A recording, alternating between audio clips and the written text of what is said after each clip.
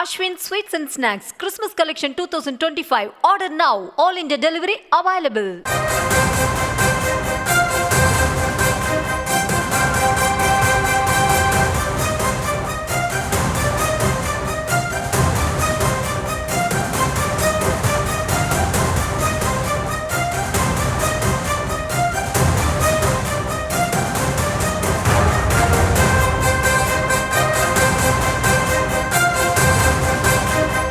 தேர்தல் அறிக்கை தயாரிக்கும் குழுவினரோடு முதலமைச்சர் மு.க. ஸ்டாலின் அவர்கள் ஆலோசனையில் ஈடுபட்டு வரக்கூடிய அந்த காட்சிகளை பார்த்து வருகிறோம். இந்த குழுவிற்கு திமுக நாடாளுமன்ற உறுப்பினரும் அக்கட்சியினுடைய துணை பொதுச் செயலாளருமான கனிமொழி அவர்கள் தலைமை வகிக்கிறார். இந்த நிலையில் சட்டமன்ற தேர்தல் அறிக்கை தயாரிப்பு குழுவோடு முதலமைச்சர் மு.க. ஸ்டாலின் அவர்கள் சந்தித்து அந்த ஆலோசனை மேற்கொள்ளக்கூடிய அந்த காட்சிகளை நாம் பார்த்து வருகிறோம். இந்த கூட்டத்தில் அமைச்சர்களும் மூத்த நிர்வாகிகளும் முன்னாள் IAS அதிகாரிகளும் தொழில் முனைவோர் உள்ளிட்டோரை கொண்ட இந்த குழுவோடு தற்பொழுது ஆலோசனை நடத்தப்பட்டு வருகிறது. கூடுதல் விவரங்களோடு இணைகிறார் எம்முடைய செய்தியாளர் பாரி கார்த்திக். பாரி, வணக்கம். அந்த குழுவினருடனான ஆலோசனை தற்பொழுது நடைபெற்று வருகிறது. இந்த சட்டப்பேரவை தேர்தலில் எந்தெந்த விஷயங்களை முக்கியமாக கவனத்தில் கொண்டு இந்த குழு செயல்பட இருக்கிறது? முதலமைச்சர் தரப்புல என்ன ஆலோசனை வழங்கப்பட்டிருக்கு?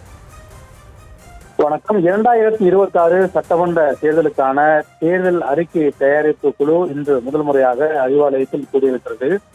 திமுகவினுடைய துணை பொதுச் செயலாளர் கனிமொழி அவர்களின் தலைமையில் இந்த குழுவில் அமைச்சர்கள் பழனிவேல் தியாகராஜன், ராஜா மற்றும் கோவிச்செழியன் உள்ளிட்ட அமைச்சர்களும், அதே போல இளங்கோவன் மற்றும் சாண்டன்ஸ் ரவிச்சந்திரன் உள்ளிட்ட முக்கிய நிர்வாகிகளும் கலந்து கொண்டிருக்கிறார்கள். கிட்டத்தட்ட 12 பேர் உறுப்பினராக இந்த கூட்டத்தில் பங்கேற்று வருகிறார்கள்.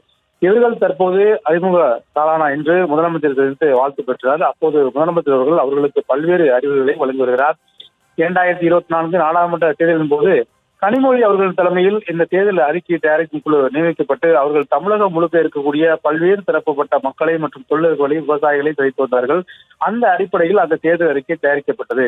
இந்நிலையில் முதற்கட்டமாக அவர்கள் முதலமைச்சர்கள் சந்தித்து பேசுகிறார்கள். 2026 சட்டமன்ற தேர்தலுக்காகவும் தமிழகம் முழுக்க மண்டல ரீதியாக அனைவரும் பிரிந்து தொடர்ச்சியாக பல இடங்களில் பொதுமக்களை மற்றும் தொழில் முனைவோர், விவசாயிகள் உள்ளிட்ட தமிழகத்தில் பல்வேறு தரப்பட்ட மக்களை நேரடியாக சந்தித்து பேசுகிறார்கள். அவர்களுடைய கோரிக்கையின் அடிப்படையில் புதிய அறிக்கை தயாரிப்பு பணி தற்போது நடைபெறும் என்று எதிர்பார்க்கப்படுகிறது.